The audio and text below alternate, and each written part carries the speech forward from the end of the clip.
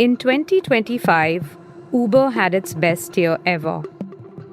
I expect every year to be your best year, right? If next year's not our best year, then I failed. At the center of that turnaround is Dara Khosrowshahi, the man who took over Uber as its CEO in 2017 amid the chaos that followed the ouster of Travis Kalanick. I'm not looking to establish moats. It means I'm playing defense. I like playing offense. Our largest competitor in the end is a personal car. We sat down with him during his 5-day India trip, and the timing couldn't be more telling. On Friday, Uber's closest challenger in India, mobility startup Rapido, announced a $240 million fundraise.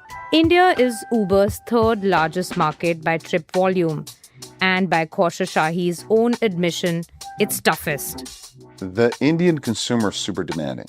The one word I would use to describe the Indian market is dynamic. If I look 10 years forward, I think India is going to be our largest market. On today's episode, we ask Khosrowshahi about Uber's big India bets. India is the second largest talent base that we have other than the US. Its new data center partnership. Building out data centers on a local basis here, I think it's strategic. I think it's strategic to the country. A possible return to food delivery. It's something that we're going to revisit. And what AI and autonomous vehicles mean for millions of gig workers whose livelihoods depend on the platform. We see autonomous vehicles, for example, has actually introduced new entrants to the transportation space, and human drivers on our platform are earning more. And the question that nobody in Silicon Valley can quite stop asking: is there a partnership coming with the man Khosrowshahi replaced, Travis Kalanick?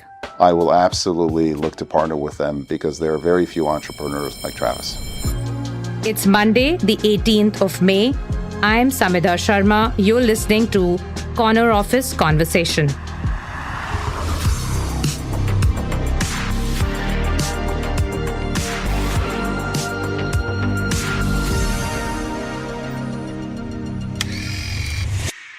Thanks so much, Dara. We're meeting after 2 years. You've had a packed 5-day trip here in India. Tell us, how has it been over the past week here? It's been terrific. You know, the one word I would use to describe the Indian market is dynamic. Change is coming fast. There's been a huge amount of growth for us in terms of our business. And I've gotten to understand both opportunities and challenges in India generally here. But this remains an incredibly important market for us, both in terms of our talent. It's our largest talent base outside of the US, hence the investment in the technology centers. And it continues to be one of our largest and fastest growing markets as well. So it's been quite rewarding, and I'm going to fly back with my brain buzzing, so to speak, with everything going on here. So tell us a bit more about, on the policy side. Yes. I mean, you obviously met the finance minister. What is it that, you're looking at, in terms of policy changes or your discussions with the policymakers this time around? Well, I think one of the definitional reasons why so many people join Uber, including myself, is the impact that we're having on the greater society. On a global basis, we've got over 10 million earners on our platform. We now have in India over 2 million people earning on the platform. The last time I came here 2 years ago, it was 1 million, which is a big number, but the expansion here is pretty extraordinary. So we want to be aligned with policymakers as far as how we grow. The goal of this company isn't just growth and profits, but it's to make sure that our impact on society continues to be constructive and positive. And those are the discussions that we're having with the ministers as far as how we grow. What is it that they have to say to you? Well, part of it is, for example, discussion on Social Security benefits now and the new policies here, which we're quite supportive of. If you look at historically in many countries, people look at full-time work with benefits and then, let's say, part-time flexible work with no benefits. The solution that we're talking about, which is part-time flexible work with benefits, including Social Security, is quite constructive. So we were having some dialogue there, and how we continue to do so in an environmentally friendly way as well. We very much support the shift towards electrification and EV, But at the same time, we are humble and also realize the challenges therein. And that has been certainly a part of the discussions that we're having with ministers, even more so now with the challenges in terms of the cost of fuel now.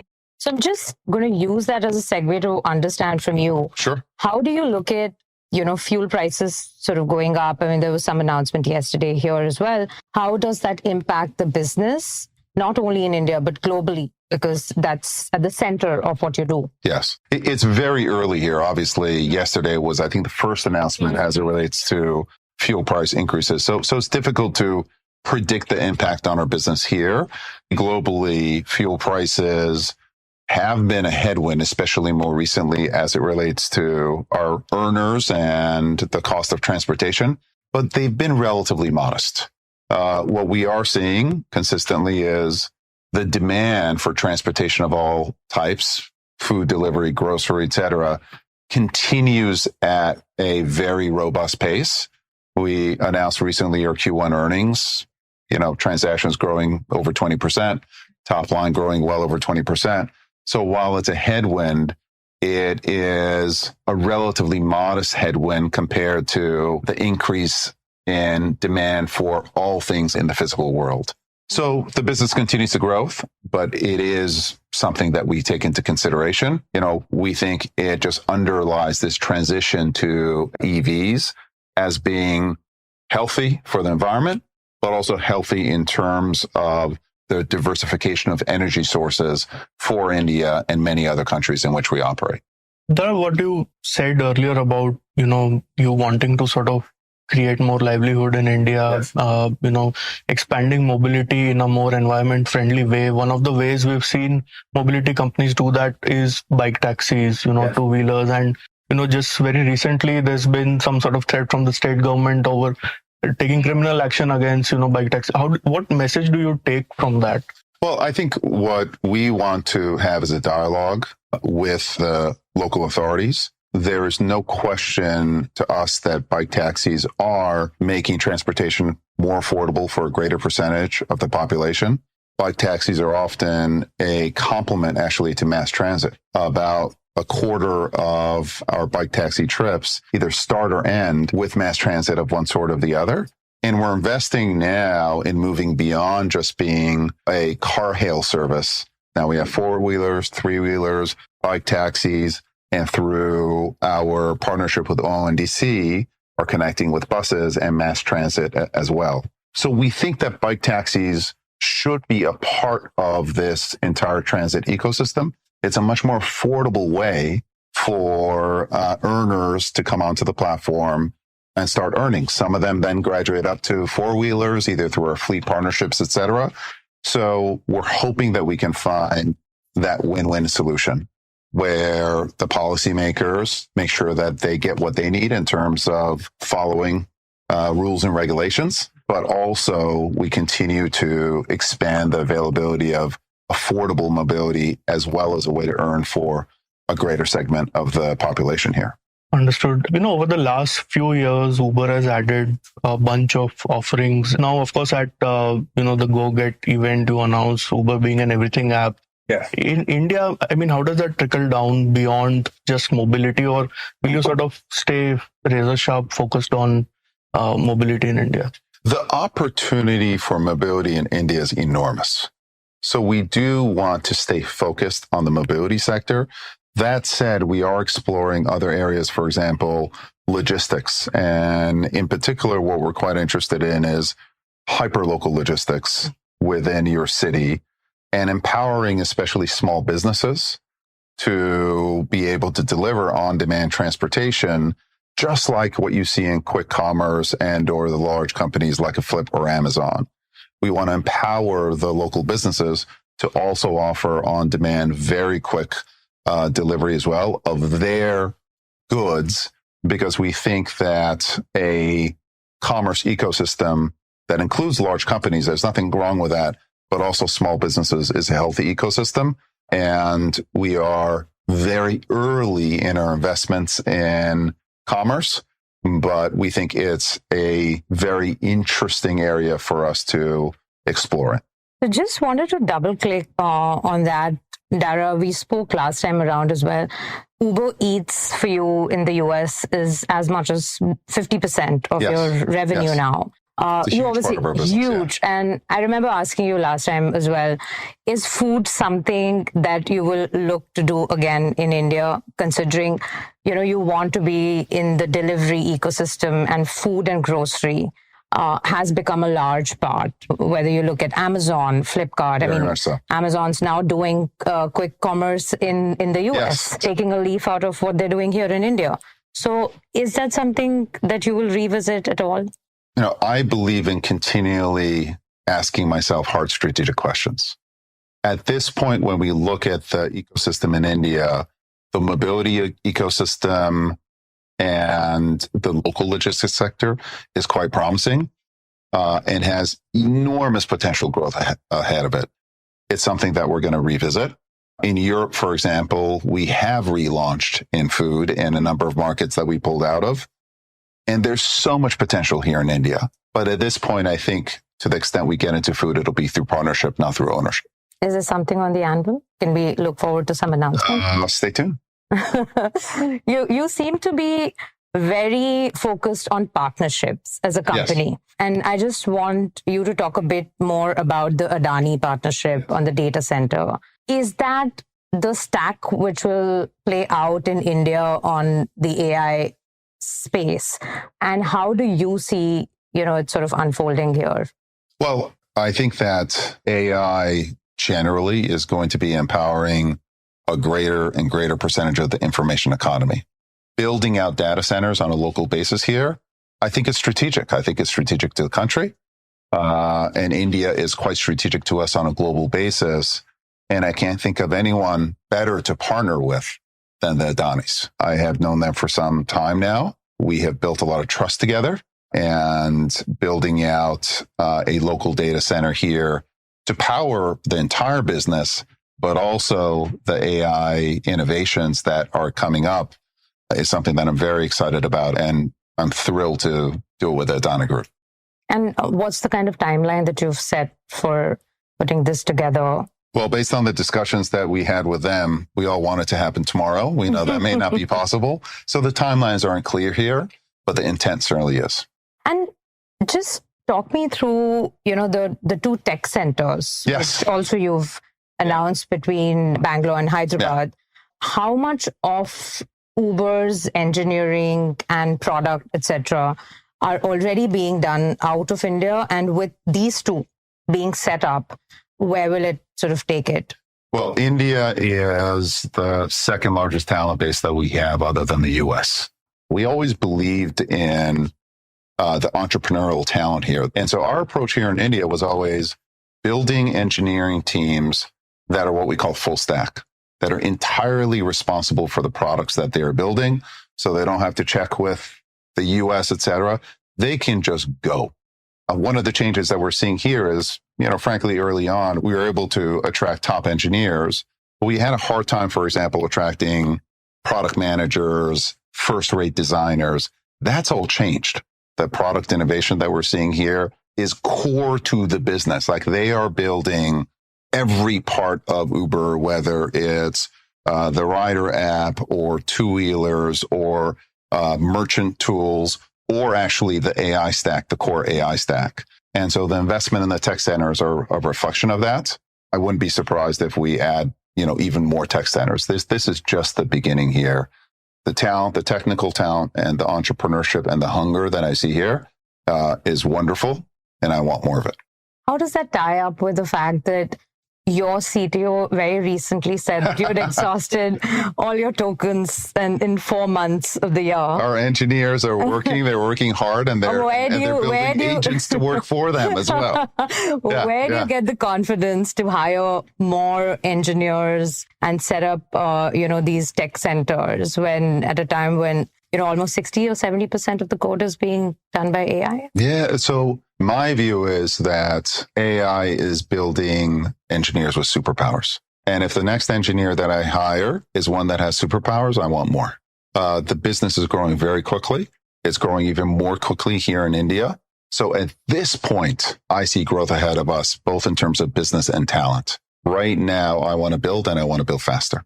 Dara, just to add to the earlier question on, I mean, how do you see the whole AI ecosystem build out play in India? Do you essentially think that India will become more of a backend what it was in the software era as well? You've done these tech centers. You're also very big on data labeling, from India, and all of that sort of rolls up into India being that backend center. Is there more to it that you see? Well, I think that there are all kinds of technologies, both hardware and software, that are needed to power AI. Most people look at us as a transportation company, but one way that I look at Uber is we are a platform for work. And just the first type of work that we empowered had to do with the transportation sector. But now with AI, there's all kinds of other needs in terms of labeling, both for digital tasks, but also physical tasks. And so why not involve our workforce in India on that? But that said, I think that what we are building and what our talent is building is far more than the back end. And again, I think India is going to play a huge part in our innovation for the next 10 years. You mentioned India now has 2 million workers. Yes. Globally, there are 10 million plus. What does it mean for the jobs? And also, as Uber sort of moves more and more towards autonomous vehicles, how does that impact this worker base? There's a lot of drama around and questions around machines replacing humans, so to speak, human labor. But if you look historically, we have seen machines augment human labor, which has led to very significant productivity gains. We see autonomous vehicles, for example, where we've introduced them in the US at small scale, admittedly, has actually introduced new entrants to the transportation space, more consumers coming in, and human drivers on our platform are earning more. So I'm hoping that that pattern continues going forward. But there are these questions that all of us are asking. Will it go from augmentation to replacement? We want to be a part of that transition in a responsible way at the game-changing technologies like AI. Just want to come back to how partnerships have become really key for Uber. Sure. If you look at autonomous vehicles, I mean, you had a business there which you sold off. ATG, yes. Yes. And now you're a marketplace for a Waymo and Zoox and others in the US. Is that a regret again, Dara, or is that something that you would continue to do wherein you will just aggregate these robotaxis? Yeah, we're very much committed to the partnership strategy. And I believe that companies should focus on what they're great at. We are great at aggregating demand and supply on a global scale that no one else has even come close to. And just like I want every qualified, safe human driver on our platform, I want every qualified, safe robot driver on our platform. We don't think that, just as I don't think that the race for the AI foundation models is going to be won by one company. Who are you betting on? Oh, well, I'm betting on the ecosystem, right? I think OpenAI, Anthropic, Google, and many others are going to build this ecosystem, and there won't be any single winner. I think the same is true as it relates to autonomous driving. The Waymos of the world, Zooxes, WeRide, AvRide, Pony, Baidu, these are all companies that are racing to the finish line as it relates to autonomous driving. And we want all of them on our platform. And of course, very high utilization of these robot vehicles that are safe, but also quite expensive. Correct. Is there any truth to the fact that Uber's working with Travis for some sort of autonomous vehicle venture? There were some reports. We are working with Travis on the restaurant space already. He's our founder. We have an enormous amount of respect for him. And if he looks into other parts of autonomy, I will absolutely look to partner with them because there are very few entrepreneurs like Travis. Do you think a lot of your partnership and the strategy which you've done, and now it's going to be almost 10 years since you took over, is very flown fast. Yes. Yeah. But it's so different from how a founder would have led it. Do you think in this age of AI, this playbook works? I don't have the counterfactual. All I can do is my best here. since I joined the company, the business has grown 10 times over. Yes, yeah. And you've had your best year? Yeah, we've had our best year, but I expect every year to be our best year, right? If next year is not our best year, then I failed. I like winning as a team. When you get to celebrate success with a room full of other partners and friends, it's a heck of a lot more fun than celebrating success alone. Where do you see India's grown in the past 9 years? I know it's your third largest market. Third largest market in terms of trips. If we have a leaderboard of countries and India keeps climbing the leaderboard. And if I look 10 years forward, I think India is going to be our largest market. Wow. I'm certain of it. I'd be very disappointed if India doesn't keep climbing the global leaderboard. You spent some time with founders in Bangalore on your trip this time. What are you making of things that are happening in the tech space? I was super impressed. The Indian consumer is super demanding. So you said that. Yeah, I have said that, and that remains the fact. So I see founders who learn to do a lot with a little. But at the same time, the scaling of businesses here and the speed of scaling is pretty extraordinary. And the kinds of businesses that entrepreneurs are now building, you look at defense tech, you look at robotics, you look at drone technology, the breadth of the Indian ecosystem has really impressed me. And I'm certainly going to follow the tech ecosystem here. Dara, can you, last time when we met in 2024, you said that a lot of competition for Uber in India is coming from, young upstarts versus some of your traditional rivals who you said may have been distracted along the way. Where's the next sort of phase of competition for Uber coming in this country? Well, we see plenty of competition. The transportation sector is large and thriving here. We have, of course, grown here very quickly and we continue to grow. There's competition from other startups, there's competition all around, but our largest competitor in the end is a personal car. I think when you met the Consumer Affairs Minister earlier this week, there was also some conversation on EV transition happening. Yes. Yeah. Now, in your view, Dara, what's sort of restricting India sort of adopting EVs in a mass way, and what role can Uber really play? I think EVs need to be more affordable.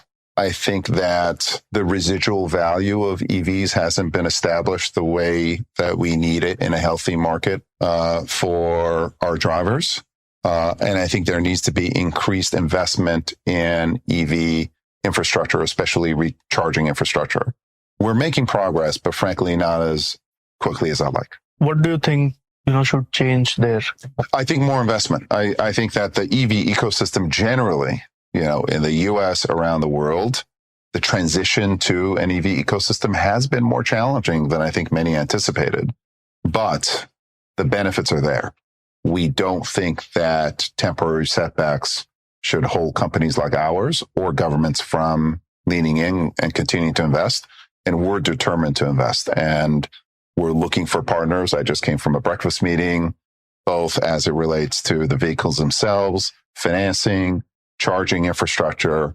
We're going to keep leaning in. Globally, what percentage of your fleets would be electric? We by far own the largest global fleet. Europe is leading as it relates to the transition. And we have certain cities like London where the majority of new cars coming onto the platform, actually the vast majority, are EVs, and we're probably more than 30% of vehicle kilometers are EV, but we've got a lot of work ahead of us.